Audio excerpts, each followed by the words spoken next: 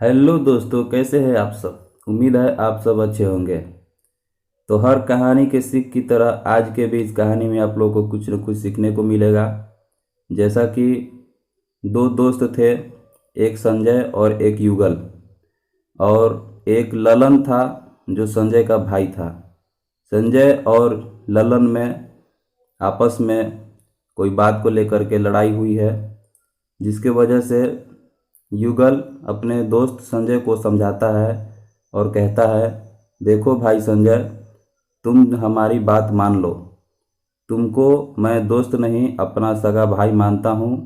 जो तुम कार्य करने जा रहे हो उसे पाप की श्रेणी में रखा जाता है। अपने दोस्त की बात सुनकर संजय कहता है, मैं ऐसा नहीं मानता। युगल उसके बात को सुनते हुए कहता है, ठीक है, तुम नहीं मानते हैं, मत मारो। मैं तुमसे एक प्रश्न करना चाहता हूँ, क्या तुम मुझे जवाब दोगे। संजय कहता है, पहले प्रश्न तो बताओ। हाँ, क्यों नहीं, बताते हैं ना।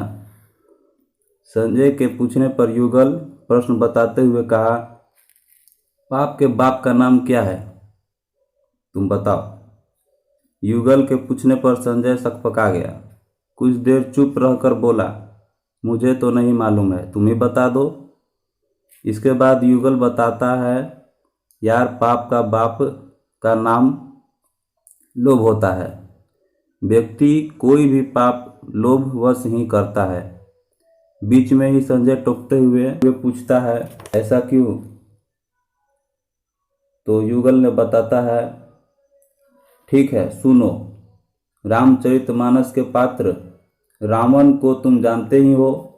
संजय बोलता है, हाँ, मैं जानता हूँ। तब युगल बोलता हुए विस्तार से बताता हूँ। रावण पापी नहीं था, मानते हो। तो संजय बोलता है, कैसे नहीं था। तो बताता है, वह नंबर 1 शिव जी का भक्त था। वह नित्य अपना 10 सर काटकर शिवलिंग पर चढ़ाता था। पुनः शिव जी के कृपा से उसके 10 सिर हो जाते थे। वह शिव जी को भक्ति के माध्यम से अपने वश में कर लिया था। वह एक बहुत ही अच्छा स्तुति किया करता था, जिसका नाम है शिव तांडव, खुद लिखा था, जिसे आज भी लोग शिव जी के पूजा में उस स्तुति का प्रयोग करते हैं। कहने का मतलब कि वह पंडित ही नहीं, महापंडित था, लेकिन लोभवश ही सीता का हरण किया।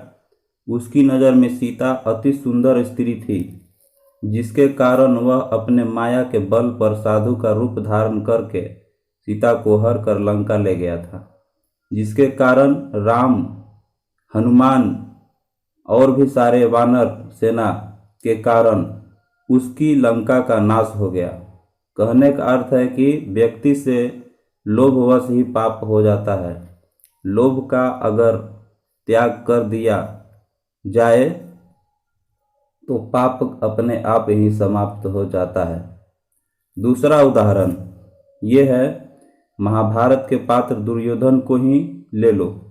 जमीन के लोभ में ही वह अपने भाई पांडवों से छल किया, लक्षागृह में आग लगाया, जुआ में शकुनी द्वारा छल करके द्रौपदी को सुंदर जानकर दांव पर रख दिया। पांडव वह दांव भी हार गए, जिसका नतीजा हुआ भरी सभा में दुशासन द्वारा द्रौपदी को नंगा करने का प्रयास किया गया। द्रौपदी अधीर होकर नटवर लाल गिरधारी को पुकारी। उन्हीं की कृपा से वह नंगी होने से बच गई, जिसका नतीजा हुआ महाभारत का 18 दिन का भीषण नरसंहार। कुरुक्षेत्र के मैदान में सुंदर नारी को पाने का लोभ, भाई के हिस्से की जमीन को बल प्रयोग द्वारा हड़पने के प्रयास के कारण ही घोर पाप का सामना करते हुए दुर्योधन को कुरुक्षेत्र के मैदान में असहनीय पीड़ा के साथ वीर गति को प्राप्त होना पड़ा।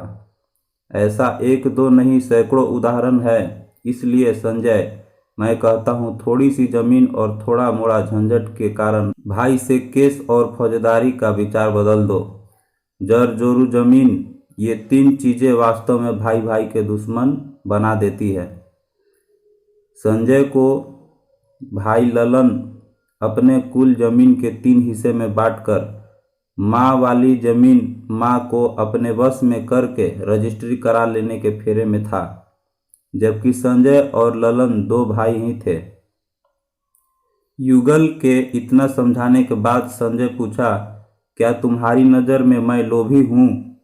मुझे तो अपना आधा हिस्सा ही चाहिए, लोभ तो मेरे भाई को है। तब युगल बोला, हाँ संजय, लोभ तुझे नहीं तेरे भाई ललन को ही है, लेकिन आपस में लड़ना और झगड़ना ठीक बात नहीं है। इतना समझाने बुझाने के बाद युगल रात को अपने घर चला गया। सुबह संजय केस करने के लिए कोर्ट में जाने के लिए निकला कि सामने उसका बड़ा भाई ललन हाथ में फरसा लिए उसका रास्ता रोकते हुए कहा, संजय, तुम्हारी यह मजाल कि तुम मुझ पर केस करने जा रहे हो। संजय इसका कुछ जवाब दे इससे पहले कि ललन फरसा का वार संजय पर कर दिया। तेज फरसा होने के कारण संजय वहीं जमीन पर लहूलुहान हो गया। उसके बाद चौकीदार आया, उसके बाद थाना प्रभारी आए। संजय की हालत गंभीर देखकर इलाज के लिए अस्पताल भेज दिया गया। ललन गिरफ्तार हो गया। उस पर 307 की मुकदमा चला, जो किसी को जान से मार देने के उद्देश्य से किए गए हमले पर यह धारा लगाया जाता है। अदालती कार्यवाही शुरू होने पर ललन को 5 वर्ष की सजा सुनाई गई। कुल जमीन को जमीन के फैसला होने तक जब्त कर दिया गया। संजय को युगल की बात न मानने और ललन को जमीन के लोभ के कारण अपने भाई पर जानलेवा हमला करने जैसे घोर पाप करना पड़ा, जिसका नतीजा हुआ पूरा परिवार अस्त व्यस्त हो गया। युगल पुनः संजय को परामर्श देते हुए बताया, भाई संजय का ध्यान रखना, अभी से भी जिंदगी संवर सकती है। काम, क्रोध, लोभ, मोह, अहंकार का त्याग कर जिंदगी जीने का प्रयास करो, हर कार्य में सफल रहोगे। मनुष्य का यही 5 दुश्मन है, जो इस पर विजय प्राप्त कर लिया, समझो सारी दुनिया पर विजय प्राप्त कर लिया।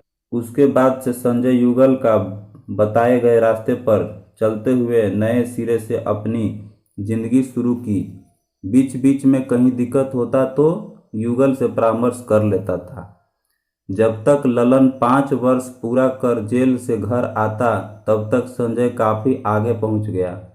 काम, मेहनत और लगन के बल पर अच्छे ढंग से जीवन जीने के हर साधन जुटा लिया था, जिसे देखकर ललन जल भुन गया।